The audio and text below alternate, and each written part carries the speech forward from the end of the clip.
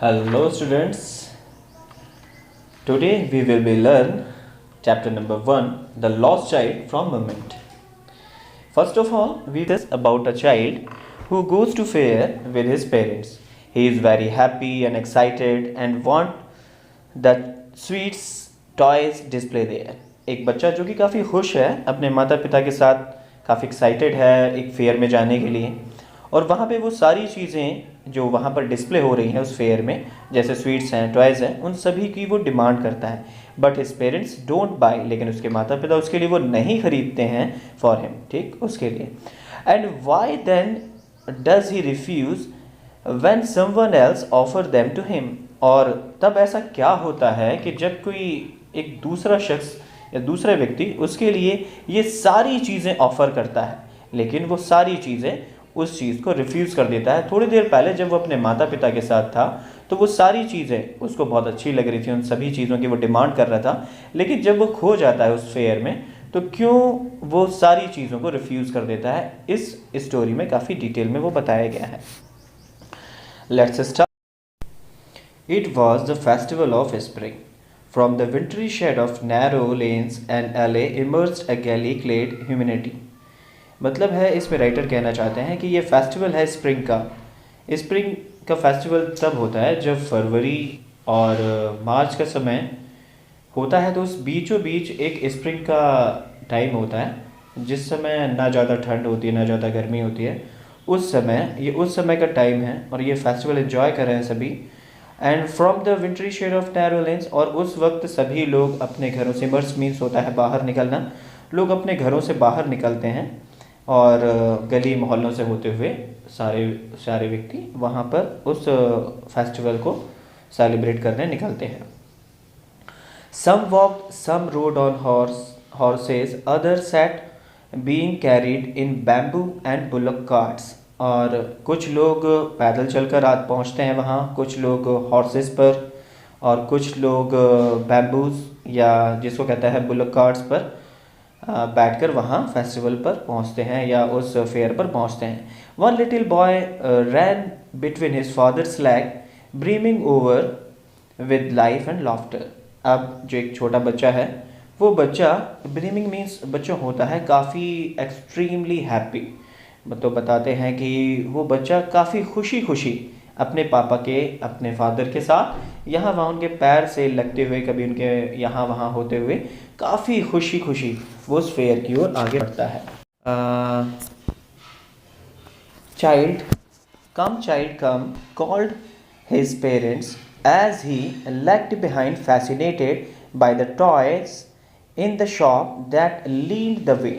अब वो कहता है कि तो वो क्या करता है बच्चा, जब काफ़ी ज़्यादा, जब उसके फादर उसको बुलाते हैं, चाइल्ड कम, जल्दी आओ यहाँ पर, एज ही लेफ्ट बिहाइंड, मतलब इसका अर्थ होता है वो अट्रैक्ट हो जाता है. मतलब किस चीज़ से अट्रैक्ट मीन्स है, फैसिनेटेड मीन्स होता है अट्रैक्शन या अट्रैक्ट. वो टॉयज़, वो उन खिलौनों से फैसिनेटेड हो जाता है, अट्रैक्ट हो जाता है जो कि उस शॉप पर रखे हुए हैं. लीड द वे, उस रास्ते पर जब वो गुजरता है तो जो वहाँ पर एक टॉय शॉप है, वहाँ पर वो उन सारे टॉयज़ को देख के काफ़ी अट्रैक्ट हो जाता है और पीछे भी छूट जाता है. He hurried towards his parents, his feet obedient to their call, his eyes still lingering on the receding toys. अब इसमें बताया कि हरीड टूवर्ड्स द, वो जल्दी ही अपने माता पिता की कही गई बात को सुनते हुए उनके साथ तो चल पड़ता है. मतलब कहने का जो फीट है, मतलब जो उसके पाँव है, वो उनके माता पिता की बात सुनते हुए उनके साथ तो चल पड़ते हैं. हिज आइज स्टिल लिंगरिंग, लेकिन जो उसकी आंखें हैं अब भी, लिंगरिंग मीन्स कहलाता है बच्चों lasting for a long time, मतलब एक ही जगह काफ़ी देर तक टकटकी लगाकर किसी चीज़ को देखते रहना. तो हिज आइज स्टिल लिंगरिंग, अभी भी उसकी आंखें कंटिन्यूसली एक ही चीज़ को देखे चले जा रही थी. पाँव तो उसके आगे चले जा रहे थे, लेकिन उसकी आंखें अभी भी एक ही पीछे मुड़ की चीज़ को कंटिन्यूसली देखे जा रही थी. Why the receding toys means कहलाता है left behind as the walk ahead, मतलब लोग आगे तो बढ़ते चले जाते हैं, लेकिन उसकी आंखें कंटिन्यूसली एक ही चीज़ को कंटिन्यूसली देखी चली जाती हैं. As he came to where they had stop to wait for him, और वो क्या करते हैं, कई कई बारी एक ही जगह खड़े होकर काफ़ी चीज़ों तक देखते रहते हैं और वेट करते रहते हैं। He could not suppress the desire of heart, और सप्रेस मीन्स कहलाता है बच्चों रोकना। तो इसमें बताया ही कुड नॉट सप्रेस, वो अपने आप को रोक नहीं पाया, the desire of his heart, जो उसके मन की, जो उसकी भावना थी, जो उसका प्यार था, उसको वो अब एक तरह से कहा जाए उसको रोक ही नहीं पाया और कहने लगता है even though he well know the old, लेकिन वो पहले से ही इस बात को बहुत अच्छे से जानता था कि cold stare of refusal in his eyes, जो कोल्ड स्टेयर मीन्स कहलाता है बच्चों जिसमें कहता है without any feeling of affection, जिसमें कोई लगाव ना हो, प्यार ना हो, उस फीलिंग्स को हम लोग कोल्ड कहते हैं, मतलब जिनको जैसे कहते हैं ना कि इसकी फीलिंग काफ़ी ठंडी पड़ रखी है, तो इसका कहने का मतलब सीधी सी बात है कि इसके अंदर कोई इमोशंस नहीं है, कोई अफेक्शन नहीं है। तो इस चीज़ को उसको ये समझ चुका था कि उनकी आंखें अब जो इस रिफ्यूज़ल, इसको रिफ्यूज़ कर देगी, मतलब इतना कि जो भी मैं उनसे मांगूंगा वो सारी चीज़ें मना ही कर देंगे। लेकिन होता क्या है, उसके जो I want that toy he pleaded, वो फिर भी उसकी जो स्ट्रॉन्ग फीलिंग है, फिर भी वो क्या पड़ता है अपने पिता से कि ही प्लीडेड, उनसे निवेदन कर बैठता है कि आई वॉन्ट दैट टॉय, मुझे वो खिलौना चाहिए।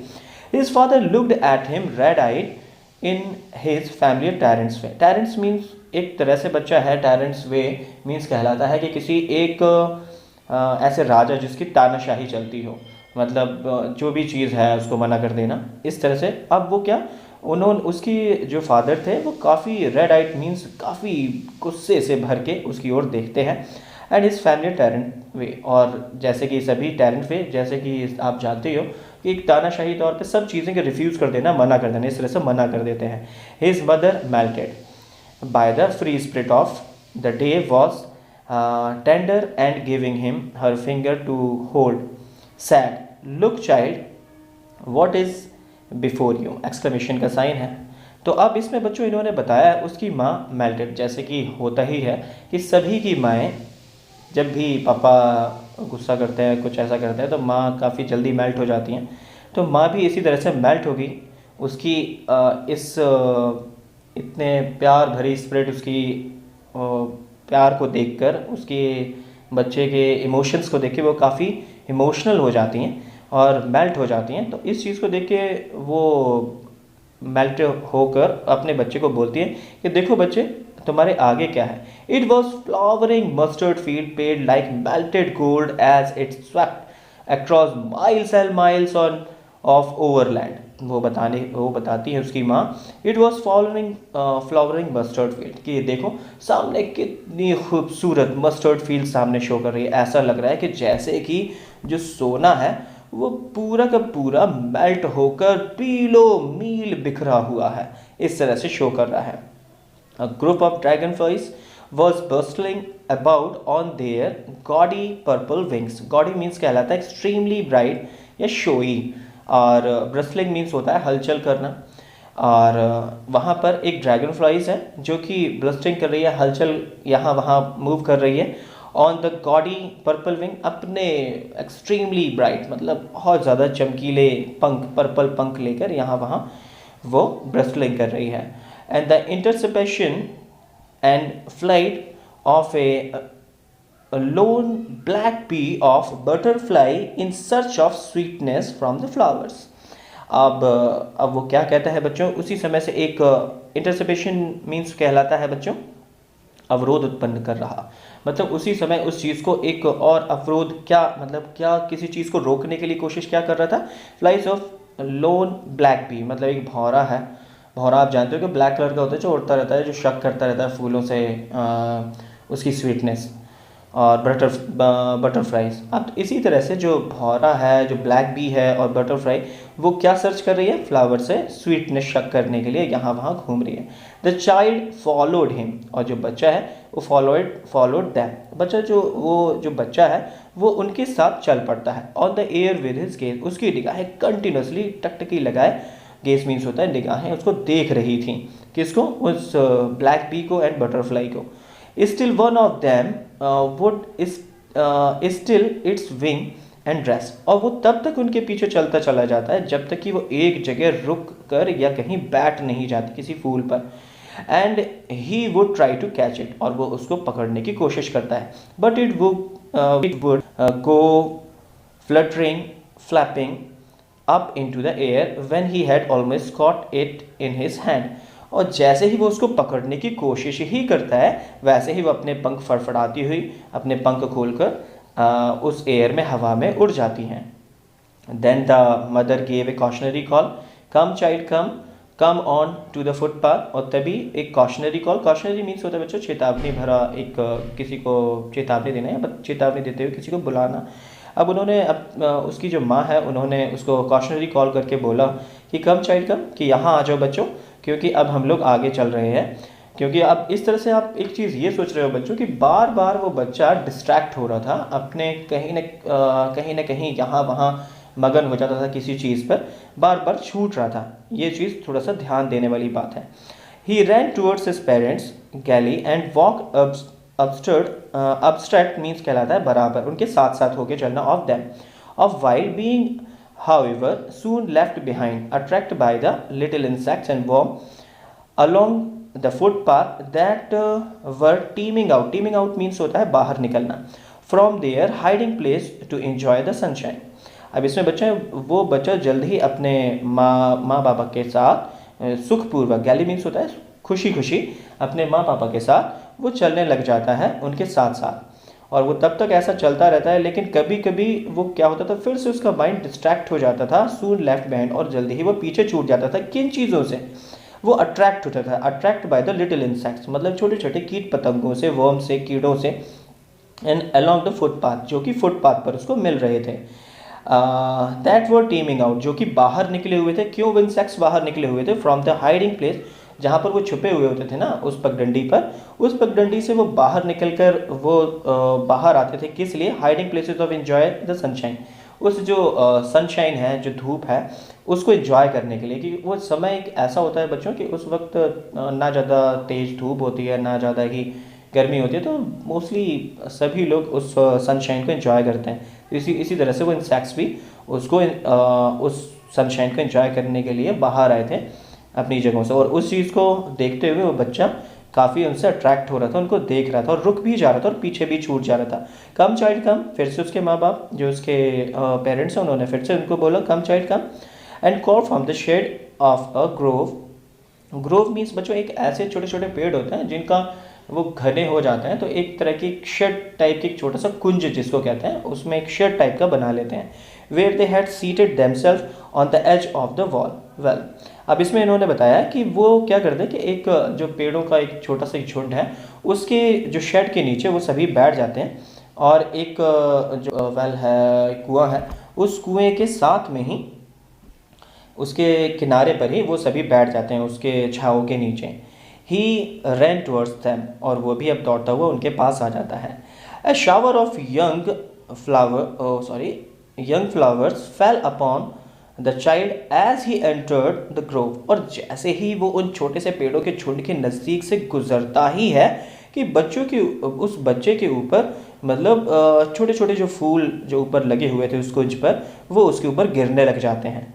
द फॉरगेटिंग हिज पेरेंट्स, और इस चीज़ को, इस मतलब खूबसूरती को देख के प्रकृति की, वो मदहोश हो जाता है और वो अपने माँ बाप को भी खो देता है, मतलब उनको थोड़ी देर को भूल जाता है.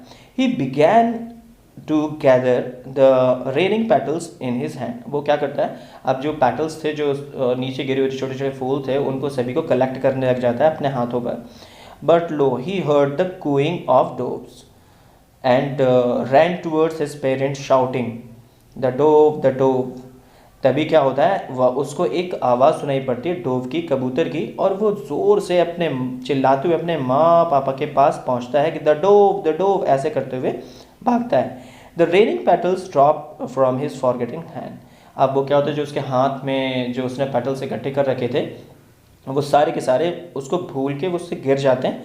वो दौड़ता हुआ आता है. फिर क्या होता है, come child come, they called the child who had now going running in the wild creeper round the banyan tree.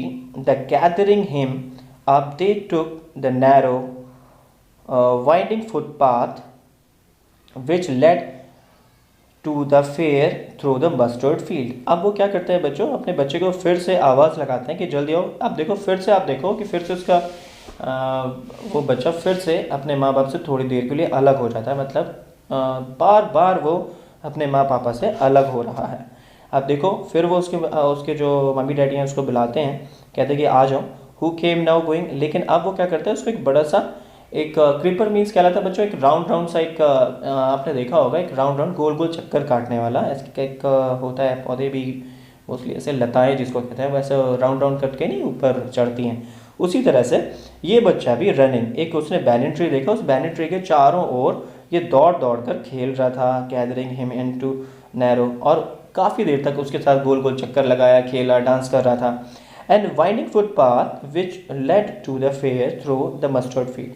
और अब उन्होंने फिर से उसको बुलाया और उन्होंने कहा कि ये जो फुटपाथ है उस पर फिर से आ जाओ, क्योंकि अब ये मस्टर्ड फील्ड ख़त्म हो चुकी है और अब फेयर पे जाने का रास्ता सामने दिखने लग जाता है। As they neared the village, the child could see many other footpaths full of throngs converging to the whirlpool of the fair. Whirlpool means क्या लाता है बच्चों, इधर उधर गोल गोल यहाँ से वहाँ घूमने, क्योंकि जो पगडंडियाँ थी, जो फुटपाथ थे, वो एक दूसरे से यहाँ वहाँ से मिलते हुए यहाँ वहाँ गोल गोल ऐसे चक्कर से ऐसा दिख रहा था कि मतलब यहाँ से वहाँ निकलो, वहाँ से यहाँ, इस तरह से उस फेयर में उसको दिख रहा था। और कन्वर्जिंग मीन्स है गैदर, और थ्रोंग मीन्स भी एक तरह से ह्यूज क्राउड, काफ़ी घना, काफ़ी सारे लोग उसको दिखाई पड़ रहे थे, काफ़ी भीड़ थी वहाँ पर, जो कि उस फुटपाथ से एक फुटपाथ से दूसरे इस तरह से गोल गोल राउंड राउंड, वर्लपुल में वर्लपुल मीन्स होता है राउंड राउंड घूमना, इस तरह से राउंड राउंड करके उस फेयर में यहाँ से वहाँ घूम रहे थे। And felt at once repelled and fascinated by the confusion of the word he was entering। और इस चीज़ से थोड़ा सा वो डर भी गया था, और लेकिन काफ़ी फैसिनेटेड भी था, और काफ़ी वो उससे अट्रैक्टेड भी था, और लेकिन थोड़ा कंफ्यूज था कि इस अद्भुत संसार जो कि वो फेयर जो बोला जाता है उस फेयर में जा रहा था, वो काफ़ी उस संसार में फर्स्ट टाइम ऐसा जा रहा था, तो उसको काफ़ी एक्साइटेड भी था उस विषय में, उस चीज़ को देखकर। Sweet meat seller hawked gulab jamun, rasgulla, barfi, jalebi at the corner of the entrance, and the crowd pressed round his counter at the foot of an architecture। अब इसमें बताया बच्चों कि वहाँ पर एक मिठाई विक्रेता, जो मीठा मिठाई जिसको हलवाई भी कहते हैं, वो वहाँ पर बेच रहा था और ज़ोर ज़ोर से आवाज़ें लगा रहा था कि गुलाब जामुन, रसगुल्ला, बर्फ़ी, जलेबी। और वो जैसे ही उस मेले के एंट्रेंस के जैसे ही कॉर्नर पे ही उसकी दुकान थी। बच्चों याद रख लेना, ये क्वेश्चन में भी कई बार पूछा गया है कि क्या क्या चीज़ें उसने देखी थी उस फेयर के अंदर, तो आप इस चीज़ को भी देखते चलिएगा। At the corner of the entrance, और बिल्कुल कॉर्नर मतलब अंदर, जैसे फेयर के अंदर जैसे ही एंटर होते हैं उसी के साइड में एक कॉर्नर में ये इसका एक स्वीट मीट सेलर हॉक था।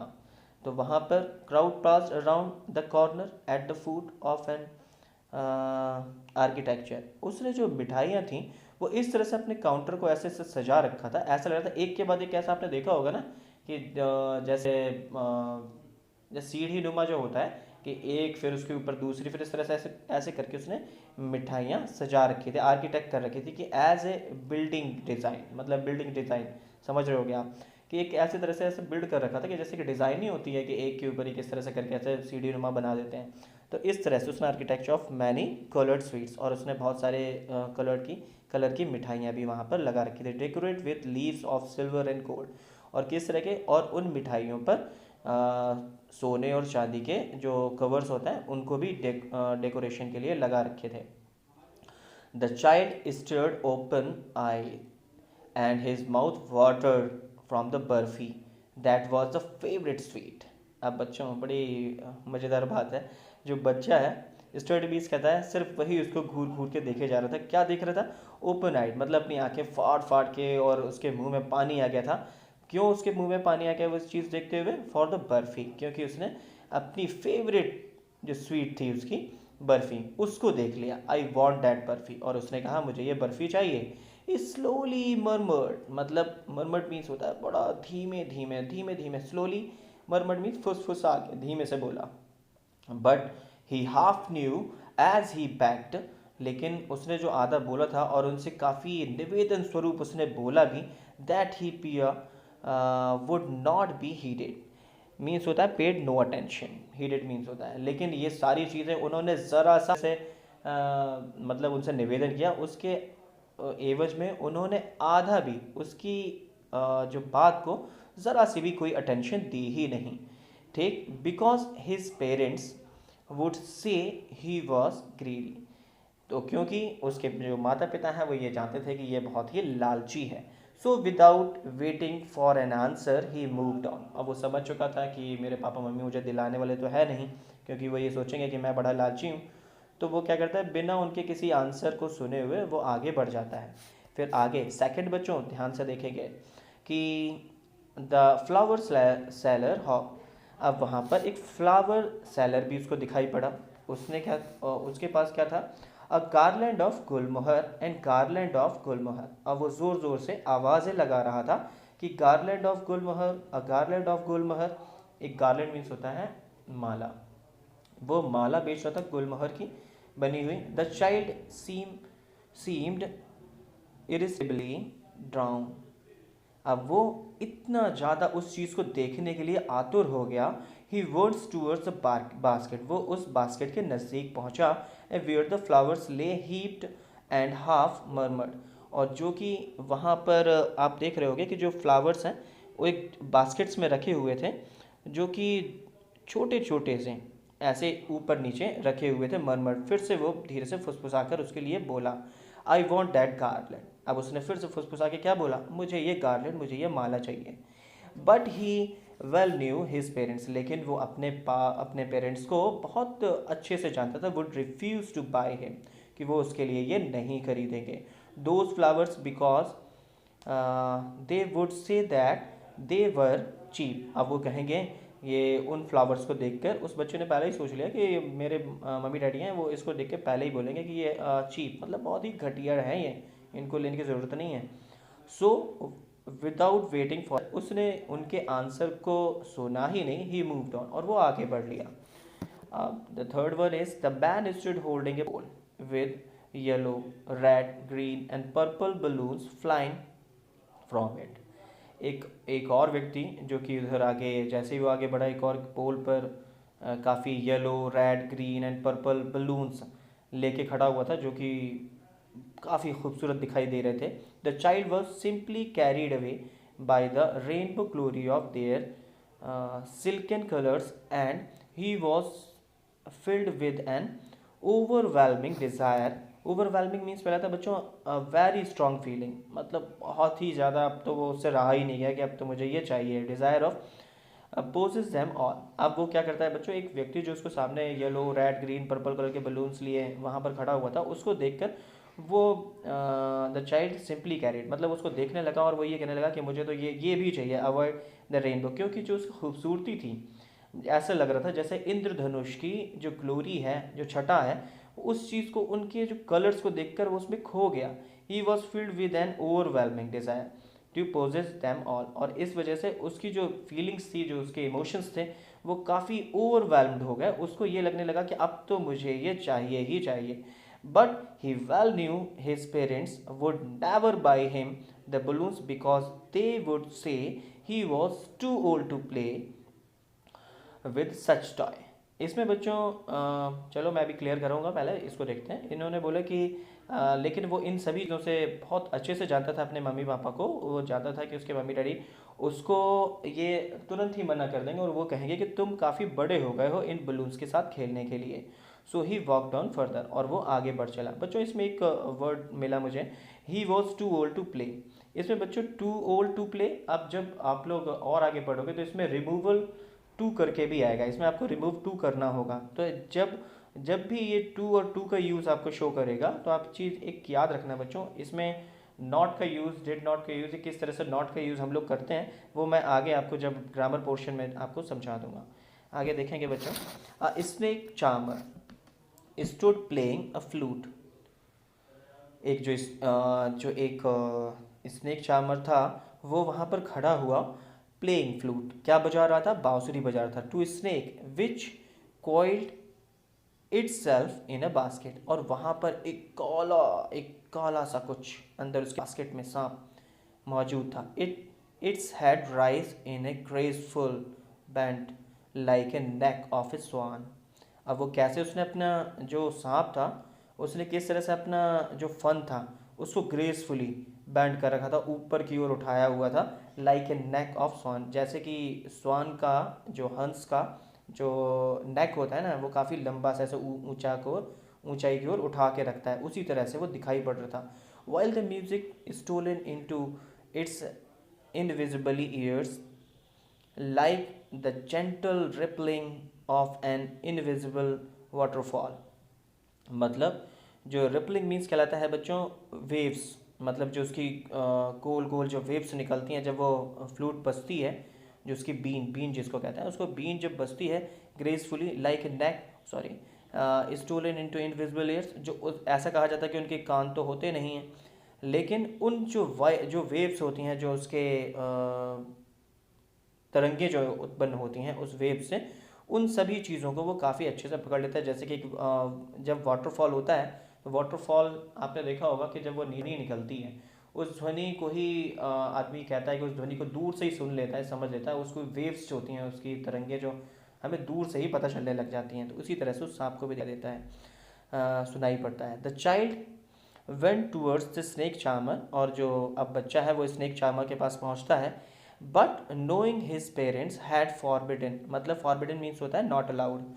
अब लेकिन उसको बहुत अच्छे से पता था कि उसके जो मम्मी डैडी हैं उसको फॉरबिड कर देंगे, मतलब उसको मना कर देंगे किस चीज़ के लिए, to hear such coarse music as the snake charmer played, he proceeded further. अब कोर्स मीन्स कहलाता है बच्चों अनप्लेजेंट, मतलब जो अच्छा नहीं लगता, तो उसके मम्मी पापा उसको मना कर देंगे, उस खूबसूरत सी वो कहेंगे कि जो ये अनप्लेजेंट म्यूज़िक है उसको सुनने की ज़रूरत नहीं है। वो पहले इस चीज़ को जानता था जो इसकी स्नेक चार्मर प्ले कर रहा था, इसलिए वो क्या करता है, ही प्रोसीडेड फर्दर, वो आगे की ओर फिर से आगे बढ़ जाता है।